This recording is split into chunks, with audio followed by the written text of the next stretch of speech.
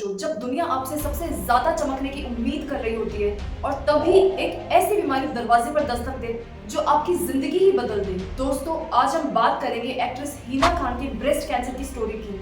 लेकिन मेन मकसद यहाँ मेरा ये है कि आपको ब्रेस्ट कैंसर की मैं हर डिटेल और इन्फॉर्मेशन से जागरूक करवा पाऊँ, क्योंकि अगर इस जानलेवा बीमारी का पता अर्ली स्टेजेस में ही चल जाए तो इसे ठीक भी किया जा सकता है। क्या आप जानते हैं कि इंडिया में 8 में से 1 महिला में ये कैंसर आपको मिल ही जाएगा, जो इसको बनाता है महिलाओं में होने वाला सबसे ज्यादा कॉमन कैंसर। मगर दुख की बात यह है कि औरतें हमेशा अपने लास्ट स्टेज में ही डायग्नोज हो पाती है, और ऐसा बस इसलिए क्योंकि लोगों को इसके बारे में सही इन्फॉर्मेशन पता ही नहीं होती है। तो पहले जान लेते हैं कि आखिर ब्रेस्ट कैंसर होता क्या है। ब्रेस्ट कैंसर तब होता है जब ब्रेस्ट के सेल्स अनियंत्रित तरीके से बढ़ने लग जाते हैं और एक लंप या फिर ट्यूमर बना लेते हैं। हिना खान अपने करियर की टॉप पर थी जब उनको पता चला कि उनको स्टेज 3 ब्रेस्ट कैंसर है, और वो भी उनको तब पता चला जब वो अपना रूटीन एग्जामिनेशन करवा रही थी।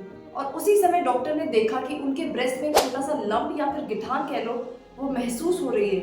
आगे इन्वेस्टिगेशंस के थ्रू पता चला कि वो गिठान कैंसरस है। हिना के केस में उसका डायग्नोसिस उसकी अर्ली स्टेजेस में नहीं हो पाया, लेकिन हम सब अगर अपने सिम्टम्स पर ध्यान दें तो हम इसका खुद घर बैठे भी अर्ली डायग्नोसिस कर सकते हैं। तो चलिए जानते हैं पहले इसके लक्षणों के बारे में। सबसे पहला है ब्रेस्ट में गठान।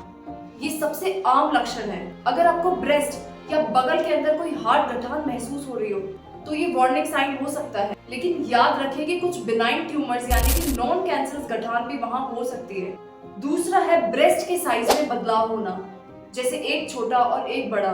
तीसरा है ब्रेस्ट की स्किन पर चेंजेस दिखाई देना, जैसे कि डिंपल पड़ जाना, स्किन का लाल हो जाना, वहां अलग से कोई स्वेलिंग दिखाई देना, या फिर ब्रेस्ट की स्किन संतरे की चमड़ी की तरह दिखाई देना। और चौथा इंपॉर्टेंट सिम्टम ये है कि निप्पल से खून या फिर पानी जैसा डिस्चार्ज आना। नेशनल कैंसर इंस्टीट्यूट के हिसाब से ये एक बहुत ही प्रोमिनेंट साइन है। पांचवा साइन है निप्पल का अंदर की तरफ घुसना या उसके साइज और शेप में बदलाव आना। लेकिन निप्पल का अंदर की तरफ घुसना फिजियोलॉजिकल भी हो सकता है, यानी कि नॉर्मली भी कई औरतों में ऐसा मिलता है। मगर इसके साथ अगर बताए गए और भी सिम्टम्स मौजूद हो तो डॉक्टर को जरूर दिखाना चाहिए। अब हम बात करते हैं एक बहुत ही इंपॉर्टेंट चीज की, जिसकी नॉलेज हर उम्र की औरत को होनी चाहिए। ब्रेस्ट का सेल्फ एग्जामिनेशन, जिसे आप घर बैठे अपने ब्रेस्ट का एग्जामिनेशन कर सकते हो। इसे हर महिला को पीरियड्स के 10वें दिन जब ब्रेस्ट में टेंडरनेस थोड़ी कम हो जाती है तब जरूर करना चाहिए। इसे करना बहुत ही आसान है। सबसे पहले आप आईने के सामने जाके खड़े हो जाएं और देखें कि आपका कोई ब्रेस्ट छोटा या बड़ा तो नहीं है। उसके बाद दोबारा यही चीज हाथ उठाकर भी देखें। साथ में उसकी स्किन पर भी नोटिस करें कि कोई स्वेलिंग या फिर संतरे जैसी चमड़ी का टेक्सचर हो जाना और या फिर डिम्पलिंग्स पड़ना, ऐसे कोई साइंस मौजूद तो नहीं है। दूसरे स्टेप में आप पलंग पर लेट जाएं और एक हाथ अपने सर के नीचे रख लें और दूसरे हाथ की 3 अंगुलियों का इस्तेमाल करते हुए अपने ब्रेस्ट और अगल बगल के एरिया को धीरे धीरे दबाकर फील करें। छोटे गोल गोल मूवमेंट्स में पूरे ब्रेस्ट के एरिया को आप जांच करें और देखें कि कोई लंप या गठान जैसा महसूस तो नहीं हो रहा। और अगर आपको कोई लंप, स्किन में बदलाव और या फिर निप्पल से डिस्चार्ज डिटेक्ट होता है तो तुरंत ही डॉक्टर के पास जाएं। अमेरिकन कैंसर सोसाइटी के मुताबिक हर मंथ ब्रेस्ट सेल्फ एग्जामिनेशन से ब्रेस्ट कैंसर का अर्ली ही डायग्नोसिस हो सकता है, जो इलाज को ज्यादा इफेक्टिव बनाता है। अब आती है दूसरी इंपॉर्टेंट चीज, रिस्क फैक्टर, और इसको ध्यान से सुनना क्योंकि इनमें से कोई भी रिस्क फैक्टर आप में भी हो सकता है। सबसे पहला है एज यानी उम्र। जैसे जैसे एज बढ़ती है वैसे वैसे सेल्स की जो ग्रोथ होती है वो लो हो जाती है, और साथ ही डीएनए के भी डैमेज होने के चांसेस बढ़ जाते हैं, और डैमेज होने की वजह से उनके अंदर म्यूटेशंस के भी चांसेस बढ़ जाते हैं। और कई बार ऐसे म्यूटेशंस होते हैं जो सेल की अनकंट्रोल ग्रोथ को ट्रिगर कर देते हैं। इसके लिए अमेरिकन कैंसर सोसाइटी सजेस्ट करती है कि 40 के बाद हर औरत को 1 साल में एटलीस्ट एक बार मेमोग्राफी करवा लेनी चाहिए। मेमोग्राफी एक स्पेशल एक्सरे होता है ब्रेस्ट का, जिसके अंदर आप early signs of breast cancer का पता लगा सकते हो। दूसरा रिस्क फैक्टर होता है फैमिली हिस्ट्री और जीन म्यूटेशंस। BRCA1 और BRCA2 नाम के जीन्स जो होते हैं वो नॉर्मली ट्यूमर सप्रेसर जीन होते हैं, यानी कि सेल्स की ग्रोथ को कंट्रोल करके रखते हैं। लेकिन इनमें अगर म्यूटेशन हो जाए तो म्यूटेशन के कारण ये जीन्स अपना काम कर नहीं पाते हैं, जिसके कारण ब्रेस्ट के सेल्स कैंसरस हो जाते हैं। और ये म्यूटेटेड जीन्स अगर आपके किसी भी फैमिली मेंबर में हो, जैसे कि मदर या फिर सिस्टर, तो हाई चांसेस है कि आपको भी ये कैंसर हो सकता है। और अगर आपके घर में है ऐसी हिस्ट्री तो क्या करा जाए? इसके लिए डॉक्टर जेनेटिक टेस्टिंग करवाता है, जिसके अंदर अगर आपके डीएनए में कोई भी म्यूटेशन हो तो उसको चेक किया जाता है। पॉजिटिव लोगों को अमेरिकन कैंसर सोसाइटी ये सजेस्ट करती है कि 30 साल के बाद से ही हर साल एक बार मेमोग्राफी करवा लेनी चाहिए। डॉक्टर्स एमआरआई की भी सलाह देते हैं, जिसके अंदर आपके ब्रेस्ट टिश्यू और क्लियरली दिख पाते हैं, जिसकी वजह से early signs of breast cancer पकड़ना बहुत इजी हो जाता है। पॉजिटिव लोगों को हर 6 से 12 महीने के अंदर डॉक्टर के पास जाके ब्रेस्ट का क्लिनिकल एग्जामिनेशन करवाना जरूरी होता है। तीसरा महत्वपूर्ण कारण है रिप्रोडक्टिव हिस्ट्री।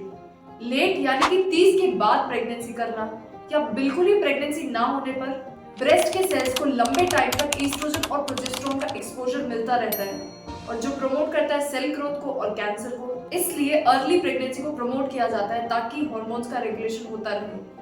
चौथा रिस्क फैक्टर है हार्मोनल फैक्टर, जिनको अर्ली यानी कि 12 साल से पहले पीरियड्स आ जाते हैं और लेट मेनोपॉज यानी कि 55 साल के बाद तक भी पीरियड्स आते हैं, तो लंबे वक्त तक ब्रेस्ट को ईस्ट्रोजन और प्रोजेस्टेरोन जैसे हार्मोन्स का एक्सपोजर मिलता है, और WHO के अनुसार इससे कैंसर सेल्स के बढ़ने की संभावना होती है।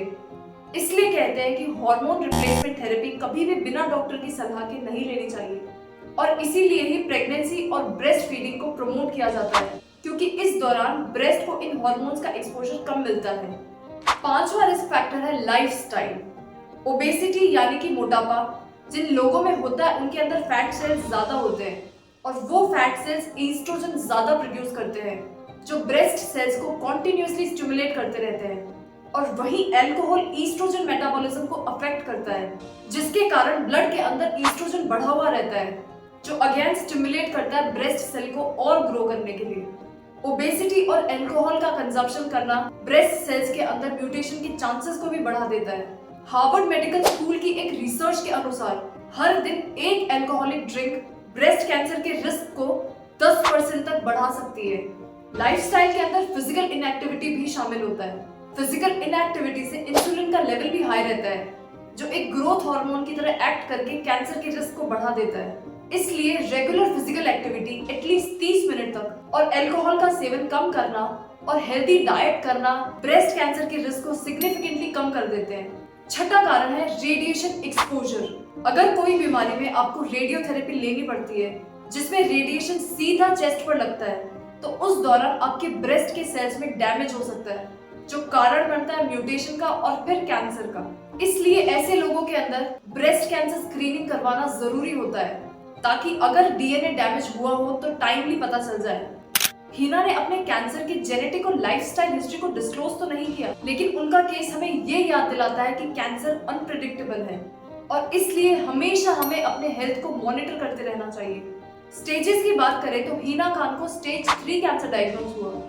स्टेज 0 की बात करें तो इसमें कैंसर आपके ब्रेस्ट के टिश्यू के अंदर ही होता है, मगर स्टेज 1 के अंदर ये कैंसर आपके ब्रेस्ट के आसपास के टिश्यूज को भी इन्वेड कर लेता है। स्टेज 2 के अंदर ये और ज्यादा फैल चुका होता है और साथ ही आसपास की लिम्फ नोड्स में भी पहुंच चुका होता है। स्टेज 3 एक तरह से एडवांस स्टेज होता है, जिसके अंदर आपके ब्रेस्ट टिश्यू के साथ साथ कैंसर आपके ब्रेस्ट की स्किन और चेस्ट तक भी फैल सकता है।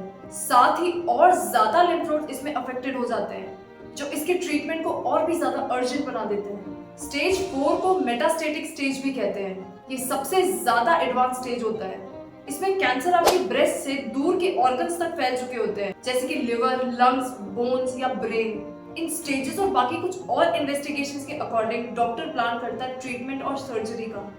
इतना आसान है इसको घर बैठे भी पता लगाना, मगर फिर भी औरतें इसकी लास्ट स्टेज में ही पहुंचती है डॉक्टर के पास, और ऐसा सिर्फ इसलिए होता है क्योंकि उनको इस बीमारी के बारे में सही जानकारी नहीं होती है। और इसलिए प्लीज इस इंफॉर्मेशन को हर एक औरत में शेयर करें, क्योंकि आपके इस काइंड एक्ट से किसी की जान बच सकती है। इस वीडियो के पार्ट 2 के अंदर मैं बात करूंगी कि अगर किसी भी औरत में ब्रेस्ट कैंसर के साइंस और सिम्टम्स प्रेजेंट हो तो कौन से डायग्नोस्टिक टेस्ट करवाए जाते हैं और उसका क्या ट्रीटमेंट होता है। पार्ट 2 के वीडियो की लिंक मैंने डिस्क्रिप्शन में डाल दी है, तो इसके बाद प्लीज उसे भी जरूर देखें। मेरा मकसद बस इतना ही है कि आपको आपके और आपकी हेल्थ के बारे में जागरूक करवा पाऊँ, जिसके लिए प्लीज सपोर्ट करें और सब्सक्राइब करें। और कमेंट में बताएं कि आपको ये वीडियो कैसा लगा। धन्यवाद।